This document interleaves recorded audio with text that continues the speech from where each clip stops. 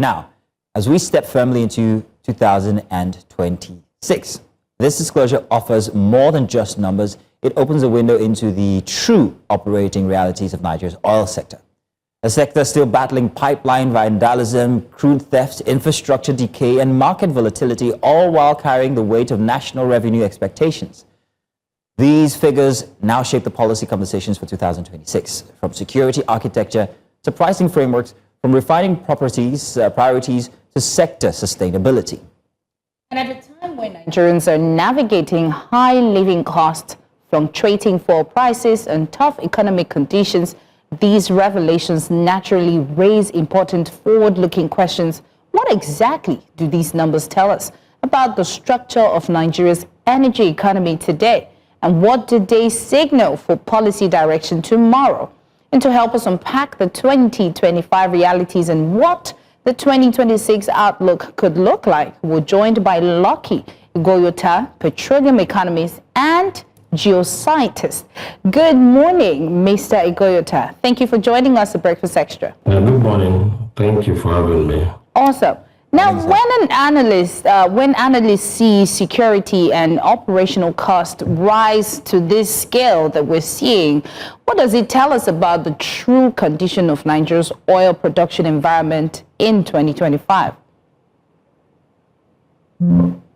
Yes, thank you very much. As we all know, the Nigerian energy space is a volatile space for many reasons. Given the environment upon which we operate in the oil and gas sector, there are so much concerns around our production, meeting up our production quota, and also revamping the industry that have been that has been bedeviled with infrastructural decay, oil theft, and issues around production cost. However, 2025 appears to be a recovery year in many sense, because Nigeria was able to deliver its OPEC quota in some of the months, beginning from May, June, July. The NNPCL announced a daily output of about 1.5, between 1.5 and 1.6, at some point even hitting up to 1.7, 1.8, which is a good trend and a recovery prospect. Mr.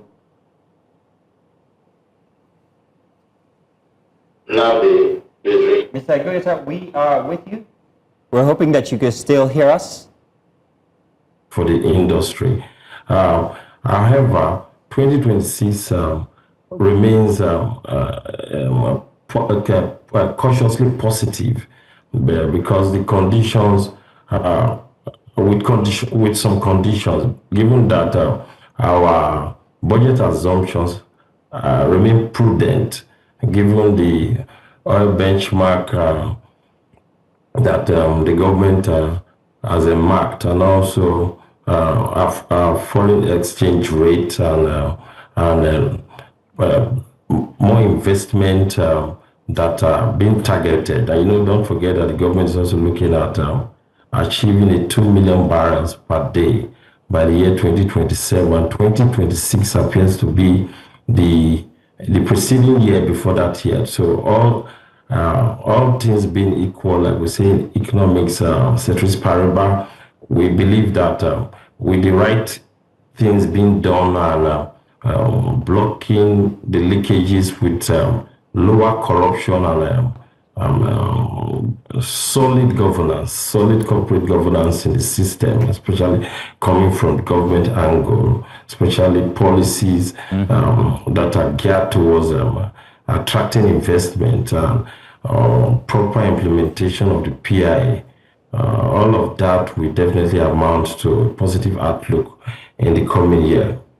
Well, Mr. Ighoyota, I have a very exciting question. June, July, August for Nigeria. Of course, you said it yourself. We were very excited to have met our OPEC quotas. For a country that relies so much on oil importation, or rather exportation, one has to ask exactly what factors were responsible for that. How were we able to meet up? And how sustainable has that been so far? And looking at 2026, will that carry on? Well, we were very much excited with that positive outcome of production. But talking about sustainability is doable because the concerns we have here, which are obviously security and the cost of production. Producing in Nigeria today, a barrel in Nigeria today still varies around 35 to $40 compared to our counterparts that are probably producing less. Our concerns remain with us. Mr.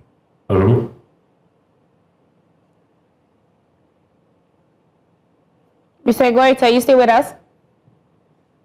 Oh, yes. Okay. Sorry about that. Our concerns will remain with us, but they are not insurmountable because if you look at what the NNPC have been doing with the new management on board, they have been trying to shore production by initiating a whole lot of things. Maintenance of the pipeline surveillance and the security security investment in the sector that is carrying stakeholders in the Niger Delta and local contractors, especially in securing the pipelines, have also helped in many ways. No matter how we look at it, the criticism around the spendings or the investment in energy security, if we stop those investment, those contracts in 1 week, it will definitely be counterproductive. It will definitely lead to a loss of our 1 week loss might even amount to our 1 year gain that we're already gaining at the moment. So if you ask me, to sustain the level that we have attained right now is to continue doing some of the things we've been getting right. That is not to say that we should not be very thorough in the implementation of the PIA. Like we have the PIA now, that is a very robust document, but with weak institutions that we have now, is also empowering the implementation. The Youth Community Development Trust is there, and there are a lot of confusion in roles. Many people are still struggling to understand what the PIA stipulates. And the PIA is a document that took us over 20 years to pull through, and already people are already calling for a review. I don't think that is what we should be centering our energy on right now. What we should be doing is to see how best we can implement that document to attract investment, because there are a lot of variables that determine greater oil output. Some of these variables, even though are deterministic, some are very stochastic, probable. With our 37 billion reserve in Nigeria, we can produce 2 million, 3, and even 3 million as the government have projected in 2030. But we must do the right thing, especially with a transformed mindset instead of this transactional mindset. All right, so Mr. Ighoyota, I see what you say here. Now, the factors, well, security is always a very big factor. I'm happy that you mentioned that there as well. And also the new members of the NNPC, perhaps they're doing something right. But while we're still under recovery, one has to ask, looking at 2026, what kind of policy improvements or reinforcements do we need to keep this under recovery going?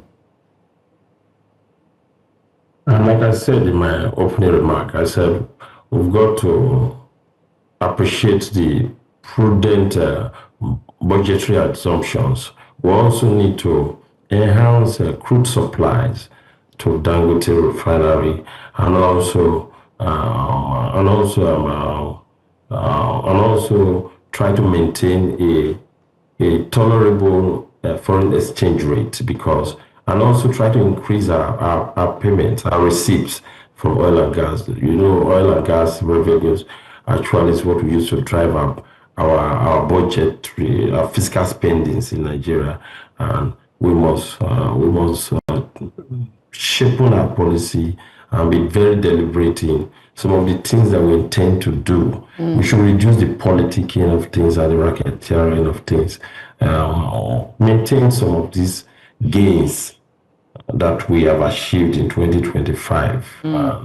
Keep the stakeholders engagement going, so that there will be no concerns and stuff like that. Right. And of course, with subsidy officially removed, what does under recovery practically mean today? And how should the average Nigerian understand that figure in real terms? Subsidy removal is a policy that that was necessary, and you must give it to the government for that bold step. But again, there are concerns about under recovery. Under recovery, in every respect, is an issue that transparency and accountability must be pursued. Intentionally. I think the opaqueness in the subsidy removal regime is also a big concern. Government have got to come out clean, be transparent, so that Nigerians can understand what's happening. But however, if you will notice that most of the budget of the state governments have actually doubled. Meaning the governments the state governments are already having enough money to spend for their people, for developmental projects. You look at the Delta state government now, they released a budget of over 1.6 trillion for next year. Where are these monies coming from? They're coming from some of these policies that have been initiated to recover a lot of monies that government have been spending for the wrong reasons, so to speak. So monies that have been recovered on subsidy, now, as we know now, are being channeled and redistributed and reallocated into to state governments, and they have enough money to spend. You know that the purchasing power of the naira is weak now. With the volume of money that's in the hands of government, state governments now, they don't have any excuse to drive development. Mr. Ighoyota, that's looking at it as it affects us internally here in Nigeria. But when it comes to the outside world and how they see Nigeria, I'm wondering what this portends to them, how it looks to them. Are they seeing these improvements as risk? Are they seeing it as resilience? Are they seeing it as reform? What's 2026 going to be, the relationship between Nigeria and investors in the oil sector? Yes, the perspective of the international community about Nigeria is one that is neither here nor there. Some have the view of things from the security angle that Nigeria is unsafe for business and investment. You know, that scares investment. But what I think we must do in the energy sector is to make sure that the PIA itself is properly implemented. While I was listening to your newspaper review this morning, you mentioned of the former British Prime Minister Boris Johnson speaking loud of Nigeria being a safe space. But is that the thinking of the Americans? Is that the thinking of Donald Trump? Is that the thinking of those that are calling the shots right now? Don't forget, Boris Johnson is a former Prime Minister. And as of today now, the people that calls the shot, what is their perspective about Nigeria? Because those are the things that are going to shape the minds of investors, of decision makers, on how they take decisions around their business and how to come. But however, no matter how you look at it, security concerns are all over the place globally. So it's not Nigeria is not an isolated case. I think the future looks good. It looks positive. But back home here, we must build confidence by doing the right thing, with government taking responsibility and reduce the politics. They should reduce the politics, especially in the governance, especially in the